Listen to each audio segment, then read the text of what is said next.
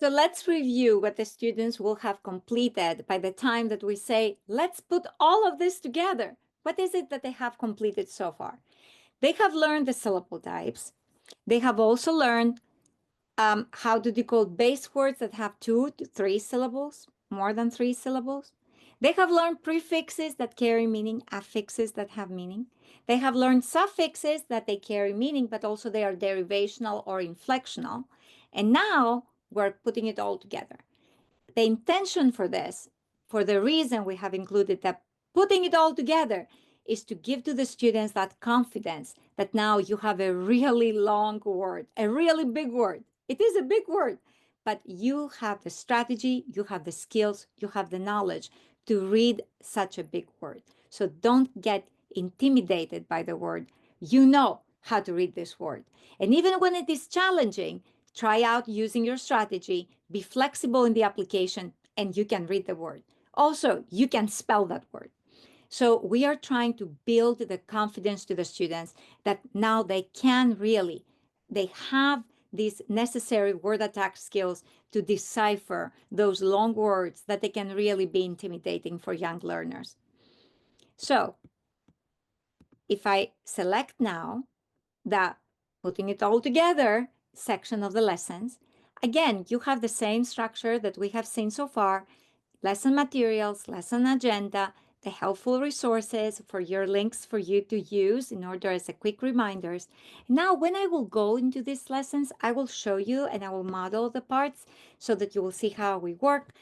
The sections are exactly the same. The structure is exactly the same. The students know what to anticipate. What will change is not the structure of the lesson. What will change is the content of your instruction, the content of the words that you're going to be using, the actual words that you will be using for the introduction of the different sections. So I will have my initial introduction, and then in the lesson objective, I will state, today we will work with prefixes, suffixes, and base words. A prefix carries meaning and will appear at the beginning of a base word. A suffix carries meaning and it will appear at the end of a base word. A base word is a word that can stand alone in speech. There will be a new meaning. Remember, a suffix can be added to a noun to create a new noun. Also, it can be added to a verb to create a new verb, or it can create an adverb. Right? Today, we will work with prefixes and suffixes together in words. And we will practice reading, we'll practice spelling, and thinking about the meaning and the meaning in sentences. So we will use our strategy. When we see a prefix and suffix, we will box it by drawing a box around it. Then we will work with a base word. Remember, a syllable needs a vowel. If I can read the word, by the way, I'll read the word. But if I can't, I will use my syllable strategy. When we have a vowel team, we will underline the vowel team. When we have a VCE syllable, we will underline the vowel that says its name and place a dot on the silent E. When we see the consonant E, we will underline it. When we see compound words, we will look for the word parts. We should be flexible when working with syllables and read the word with a prefix and or the suffix and the base word. We should be thinking of the meaning of the word when working with a prefix and suffix and how the meaning of the base word overall changes. So we will practice reading words. Watch me. I will work with one word. This is the word I will write.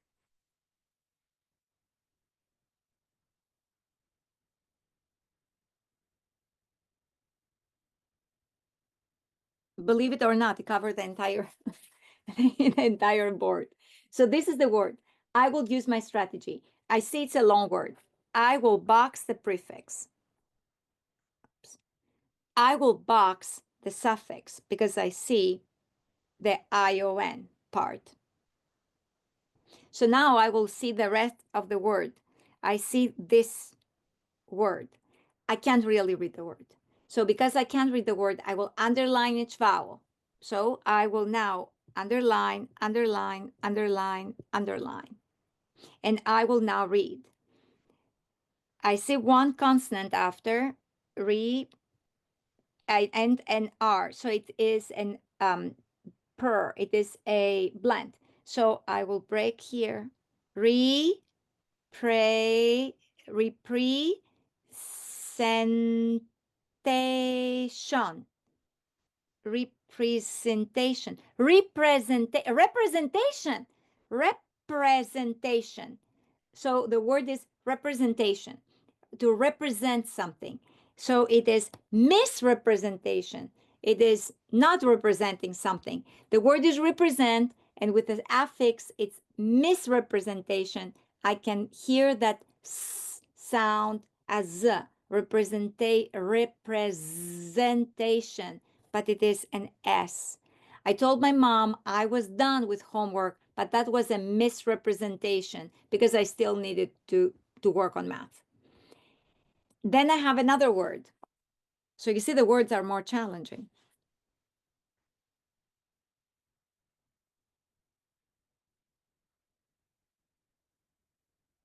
This is the word. I have a prefix, I will box it. I have a suffix, I will box it. So the prefix D means opposite or reverse of. The suffix "shon" means action of. It's ION actually. ION is the suffix, but I added with the S. So it's shon. I will say shon, but the actual suffix is ION. So now I will have the base word is compress. So decompression means the act of removing pressure. Relaxing after school is a good form of decompression after all our hard work. That is true. And the teacher then will continue with the rest of the words. You can see that the words are longer, the words are more demanding. The words are also demanding in meaning because you are working together both with the prefix and the suffix, and then you are discussing what type of word is this. It's a noun because it has the ION. So the process again is the same. The teacher will continue with the students working independently to read the words, new set of words. Then they will work on spelling, and again the teacher will say, reading and writing are connected. They work together. If we read words, we can also figure out how to spell them. If we know syllables, we can also check our spelling. Now that we know suffixes, we can use the knowledge to spell words, better understand their meanings. And I also know prefixes. I want to spell the word misappropriation. Misappropriation. I hear miss and I hear appropriation. So I hear a prefix and I hear a suffix. So I will spell miss. And then I will say the syllables for the base word. And the base word is appropriate. So let me try to do that.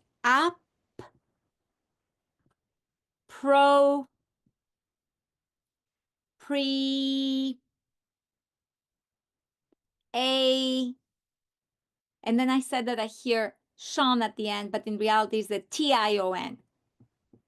Sean. Misappropriation. I spelled it with an E, but it's not an E, it's an I. It's from appropriate. So appropriation. Misappropriation. Misappropriation means an action that is really inappropriate. The misappropriation of drawing money from the bank cost him his job. Misappropriation. So it was the wrong way of doing something, misappropriation, an action that's inappropriate. I want now to spell the word decompression, and the teacher will continue the same way. Finally, you will work on student spelling, writing words in sentences, completing dictation of sentences, and then working with a book. Now, this task is more demanding. It is more demanding cognitively for the students because now they need to be paying attention at the prefix, at the suffix, at the base word. But they are, if you think of this, they are utilizing all the knowledge, everything that they have acquired so far. They are using what they know about prefixes and how they carry meaning, suffixes, how they carry meaning, but also what is the grammatical function of those within a sentence. And then they are thinking of the base word.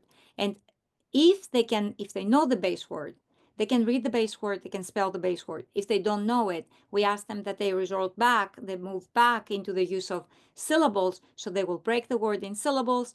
To spell it, they will spell each one of the syllables, and then they will reread the whole word to check and also check the meaning. Again, as as you're working with the students, the goal is for you to also use the word in sentences, and we provide for you the sentences. So this is the part of putting everything together when the students strategically are able to read words that contain prefixes and they also include suffixes.